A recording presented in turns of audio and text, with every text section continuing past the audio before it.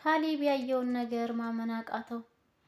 ትሁትና አባቱ ከዚህ በፊት ብዙ ጊዜ ልጅቷ እየተጫወተችበት ነው በህይወትህ ላይ ዳኔ ወንድሟ ሳይሆን ፍቅረኛዋ ወይም ሙሽማዋ ነው እያለ አባትየው በተደጋጋሚ ሲነግረው፣ ካሌብ ግን ይህንን ነገርማ በአይኔ ካላየሁ አላምንም ብሎት ነበር። ዛሬ ላይ ግን በአይኑ አይቷል። እሱም ዳንኤል እና ቲና መኝታ ክላስ ውስጥ ተኝቶ በአይነ በብረቱ አይቷቸዋል። ይህ ነገር ለካሌብ እጅግ በጣም አስደንጋጭ ዜና ነው። ለብዙ ጊዜ ሚስቴ እርጉዝ ናት እያለ ሲያወራም የነበረው ለካ ሳያውቅ ነው። አባቱም ቢሆን ዝም ብለህ ልጅ ልጅ አትበል፣ ልጅህ ያንተ አይደለም፣ ቲና ያረገዘችው ከአንተ ሳይሆን ከዳንኤል ነው እያለ ቢለውም ካሌብ በጭራሽ አባቱንም ሆነ ትሁትን ሊያምናቸው አልቻለም ነበር። ልክ እንደ ሴት ለብሶ የመጣውም የካሌብ አላማ ስለ ዳንኤልና ቲና በደንብ አጣርቶ ማወቅ ነበር። ትሁት ኪችን ውስጥ ሄዶ አስደንግጧታል። አንተ ነህ እንዴ? ይሄ ሀሳብ እንዴት መጣልህ? በምትለውም ጊዜ ምን ላድርግ ብለሽ ነው ትሁት? ሁሉንም ነገር በአይኔ ማየት ፈለግኩኝና እንደዚህ ሆኜ መጣሁ። አሁንም ቢሆን ገና ብዙ ያልጨረስኩት ነገር አለኝ።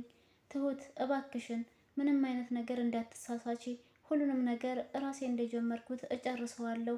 መጨረሻቸው ምን እንደሚሆን በደንብ ማጣራት ስለምፈልግ አሁንም ቢሆን እንደዚሁ ሆኜ እቆያለሁ ይላታል። ትሁትም በዚህ መልኩ ማየት የለብህም ነበር፣ ግን ደግሞ ታልክ እሺ ምንም ችግር የለውም፣ እኔ አልሳሳትም፣ አንተ ብቻ በርታ። እኛ እኮ ብዙ ጊዜ ነግረንህ ነበር፣ አንተ ግን ልታምንን አልቻልክም ትለዋለች ትሁትም። አዎ እሱማ አባዬና አንቺ በተደጋጋሚ እየነገራችሁ የነበረ፣ ግን ደግሞ ከእናንተ የበለጠ እኔ በራሴ በአይኔ ማየቱን ስለፈለግኩት ነው ይህንን አላማ ይዤ ተሸፋፍኔ የመጣሁትኝ። ግን ትንሽ ይጨንቃል፣ እንደ ሴት ሽቲ ለብሶ በዛ ላይ ጸጉሩ በጣም ነው የሚከብደው እያለ ለአባቱ እያወራው ነበር። እናም ቲና በጣም እንደደነገጠች ይህ ሀሳብ እንዴት ሊመጣለት እንደቻለ በመገረም የካሌብ አባት ሲስቅ እኔ አሁን ድረስ ድንጋጤው አልለቀቀኝም። አንተ ትስቃለህ፣ ልስቅ ራሱ ምንም አልመጣልኝም። ቆይ ግን እንዴት ይህንን ሀሳብ ሊያመጣ ቻለ እያለኝ በጣም ተገርማለች ማለት ነው ቲና፣ ትሁት ማለት ነው። ምክንያቱም በጭራሽ ካሌብ አይደለም ብለው ነው ያሰቡት። እውነትም አክስቱ ናት ነበር የተባለው። የካሌብ አባትም እህቴን በደንብ ተንከባከቡልኝ፣ እየተንከባከባችኋት ነው አይደል እያለ ቲናን በሚነግራት ጊዜ ቲናም አዎ አባዬ በጣም በደንብ እየተንከባከብናት ነው፣ ግን እህትህ ካንተ ያንተ እህት አትመስልም፣ ምክንያቱም ስትታይ በጣም ትፈራለች፣ ፈሪ ነገር ናት እያለች ትለዋለች። ቲናም አዎ እህቴ ትፈራለች፣ ያው መስማትና ማየት ነው እንጂ የማትችለው፣ መስማትና ማውራት ነው እንጂ የማትችለው፣ ማየት ግን በደንብ ትችላለች እያለ ይላቸዋል። ሰላም ሰላም፣ ውድና የተከበራችሁ የቻናሌ ቤተሰቦች እንዴት ናችሁልኝ? ሰላም ናችሁ ወይ? ደህና ናችሁ ወይ? እኔ ሰላም ነኝ አልሐምዱሊላ። እንዴት ተለመደው ወደ ቻናሌ በአዲስ ቪዲዮ ተከስቻለሁ። ቤተሰብ ቆይታችሁ ከኔ ጋር ይሁን። የግፈኛዋ ሚስትና የሰራተኛዋ ፍጥጫ የሚለው ድራማ እንደቀጠለ ነው። ዛሬ ላይ ደግሞ እንግዲህ ካሌብ ማንነቱ ይፋ ሆኖልናል። የካሌብ አክስት ናት ወደ ቤት የመጣችው የተባለችው እንግዲህ እሱ ራሱ እንደሆነ ዳንኤል እና ቲና ናቸው እንጂ ያላወቁት ትሁት በደንብ አውቃለች ማንነቱን ማለት ነው። ዳንኤል እና ትሁት ግን ቲና ግን አላወቁም። የካሌብ አባት ቲና እህቱን ስታመናጭቃት በጎን ሆኖ አንድ በአንድ እያዳመጠ ነበር። ትሁትን ትጣራና ለዚች ለሴትዮ ኪችን ውስጥ ለምንድን ነው ቦታ የማታዘጋጅላት? ለምንድን ነው እዚህ ሳሎን የምትቀመጠው? እያለ ስትል እንዴ ይሄ ቤት እኮ ያንቺ ሳይሆን የአባዬ ነው። ቆይ እንደውም ለአባዬ እህትህን እንደዚህ እያለች ነው ብዬ እነግርልሻለሁ እያለ ስትላት የካሌብ አባት ድርስ ይልባቸዋል። ቲና ድንግጥ ትልና ቲና የእህቴ እዚህ መቀመጥ አስደብሮሻል እንዴ? እኔ አንቺን ወንድም በዚህ መልኩ ነበር ያስተናገድኩት፣ አልተንከባከብኩትም። በጣም ነው የማዝንብሽ፣ በጣም ምንም ለአደር አልበቃሽም ልጄ እያለ ይላታል። ቲናም አባትየውን ለመሸወድ ትሞክራለች። አይ አባዬ አንተ እንደሰማኸው እኮ አይደለም፣ ሰምተህናል፣ ግን ሙሉ ለሙሉ ምን እንዳልኩ እስከ መጨረሻው አልሰማኸኝም ማለት ነው። ለትሁት እኮ ያልኳት እዚህ ለብቻዋ ሁል ጊዜም ሳሎን ከምትቀመጥ አጠገብሽ ለምን አትሆንም አንቺ ጋ ብዬ ነው እንጂ ያልኳት። እኔ ጠልቻት አይደለም። ለምንስ እጠላታለሁ? የአንተ እህት አይደለች እንዴ አባዬ እያለች ትላለች። አይ እንደዛ አይመስለኝም እያልሽ ያለሽው ሳሎን ለምን ትቀመጣለች ነው እንጂ ትሁት ጋር እንድትሆን ወይም ደግሞ ለእህቴ አዝነሽላት አይደለም። ዳንኤልንም መኝታ ክላስ አባዋራ አልጋ ላይ ምን ትሰራለህ እያለ በሚጠይቀውም ጊዜ ዳንኤል ደክሞት ትንሽ እረፍት ማድረግ እንደፈለገ እየነገረው ነበር። ግን ቢሆንስ ታዲያ አባወራ አልጋ ላይ ነው ወይ የምትተኛው ብሎ እጅግ በጣም እንደሚያዝንባቸው ተናግሯቸው ትቷቸው ከአጠገባቸው ተነስቶ ሄደዋል ማለት ነው። ዳንኤል የካሌብ አባትን የሆነ ስራ መስራት እፈልጋለሁኝ ብር ስጠኝ ብሎ ጠየቀው። ግን ደግሞ ይህንን ነገር ማንም ሰው እንዳውቅ አልፈልግም ከአንተና ከኔ ውጭ ብሎ ማስጠንቀቂያም ሰጠው። የካሌብ አባት ምን አይነት ስራ መስራት ፈልገህ ነው?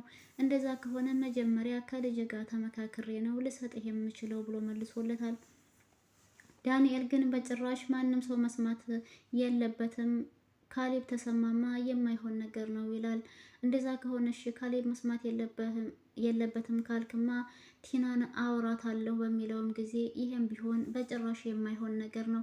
እኔ የምፈልገው መጀመሪያ አንተ ብሩን ሰጥተኸኝ ስራውን ሰርቼ የተወሰነ ለውጥ ካሳየሁ በኋላ ልክ እነሱን እንደማስደሰት ነገር አሳያችኋለሁ ወይንም እነግራችኋለሁ ብዬ ነው ያሰብኩት ይለዋል። የካሌብ አባትም ዳንኤል ሊሸውደው እንደሆነ ስለገባው ማን ሸውደው ማን ይቀራል ብሎ እሺ የኔ ልጅ አንተ ብቻ በርታ በል እንጂ እሰጥሃለሁ ገንዘቡን ብሎ ተስማምቶለታል። ዳንኤልም እጅግ በጣም ደስ ብሎታል። ይህንን ገንዘብ ካገኘ በኋላ ቲናን አፍንጫ ሽላሹ የሚላት ነው የሚመስለኝ። እናም ቲናን ደግሞ ጓደኞች ጋር ልሄድ ነው በሚላት ጊዜ ቲና ለብቻዬማ ትተኸኝ አትሄድም። እኔ እኮ እንደዚህ እየለፋ ያለሁትኝ ለአንተ ብዬ ነው እንጂ ለሌላ ለማን ብዬ ይመስላል? ጓደኞች ጋር ለምንድን ነው ብቻህን ትተኸኝ የምትሄደው ስትለው እና ታዲያ አንቺ ጋር ሁል ጊዜ ልክ እንደ እስረኛ አጠገብሽ መቀመጥ አለብኝ ወይ? አንዳንድ ጊዜ እንኳን ሄድ እያልኩኝ ልዝናና ወይም ልተንፍስ እንጂ አንቺ አሁን ይህንን ሰበብ የምታበዡ ገንዘብ ላለመስጠት ፈልገሽ ነው። እንደውም ያንቺን ገንዘብ አልፈልግም በቃ ቻው ብሎ አትቷት ሄደዋል። ቲናም እባክህን ዳንኤል እንደዚህ አትሆንብኝ፣ በቃ እሺ እሰጥሃለሁ፣ አስተላልፍልሃለሁ ገንዘቡን እያለች እየተለማመጠችው ነው። ዳንኤል ቲናን ለገንዘብ ብሎ ቀርቧታል። ቲና ደግሞ ካሌብና የካሌብን አባት ለገንዘብ ብላ ቀርባለች። አሁን ማን ያሸንፍ ይሆን? ዳንኤል ነው የሚያሸንፈው ወይንስ ካሌብ ነው? ካሌብም እንግዲህ አሁን ላይ እያየው ያለውን ነገር ማመን አቅቶታል። እስከዛሬ ይሄ ሁሉ ነገር በህይወቴ ላይ እየተጫወተችብኝ ነበር። ጭራሹንም ከመኝታ ክላሴ ከአልጋዬ ላይ አስወጥተው እነሱ ይተኛሉ ማለት ነው እያለ ሲልም ትሁት ትስቅበት ቲና አዎ ትሁት ትስቅበታለች። ለምንድን ነው የምትስቂው ትሁት? እኔ ተናድጄ አንቺ ትስቂብኛለሽ አይደል እያለ ቢላትም አንዳንድ ነገሮችን እኮ ሳስታውስ ሳቄ ይመጣልና ነው። ከአልጋህ ላይ እንዳስለቀቁህ ቢያውቁ ግን ምን ይሉ ይሆን ትላለች ትሁት። ቲናም ትሁትን አንቺ ሾካካ ነገረኛ እያቀጣጠልሽ ነው አይደለ ነገር እያለች ስላታለች። ትሁትም ደግሞ አዎ እያቀጣጠልኩ ነበረ እያቀጣጠልኩ ምን የሚባለው እንደማንም ነገር ከዛ ከዚህ እየወሰድሽ እያመጣሽ ነው ወይ ማለት ነው መሰለኝ እንደዛ ስትላት ትሁትም ደግሞ አዎ እንደዛ እያደረግኩ ነበረ ግን የሚሰማኝ ሰው አጣሁ እንጂ ትላለች ትሁትም። ቲናም ደግሞ አንቺ አወራሽም አላወራሽም አባዬም ቢሆን ማስታወስ አይችልም ባሌም ደግሞ አይሰማሽም እያለች ትሞላቀቃለች። ትሁት ይሄንን ስትሰማ አባዬ የማያስታውሰው ያለፈውን ነገር ነው፣ ያሁኑን ግን አንድ በአንድ ያስታውሳል። የባለፈውንም ቢሆን እስከሚያስታውስ ድረስ ነው እንጂ ሁሉንም ነገር አንድ በአንድ ወደፊት ይፋ ያደርግልሻል ስትላት ዳንኤል የካሌብ አባት መኝታ ክላስ ምን ትሰራለህ አባወራ አልጋ ላይ ገብተህ የተኛኸው ብሎ በሚጠይቀው ጊዜ ለረፍት ነው የገባሁት ብሎት ነበር። ዳንኤል ግን ይሄ ነገር የካሌብ አባት ጠርጥሮኝ ነው እንጂ ያን ያክል ለምን ተኛህ ብሎማ ሊጠይቀኝ አይችልም ነበር። ይህንን ነገር አሁን በምን መንገድ ነው የምናስተካክለው? አንቺ ሲጀመር ሴትየዋ ነገር አያጣሽም።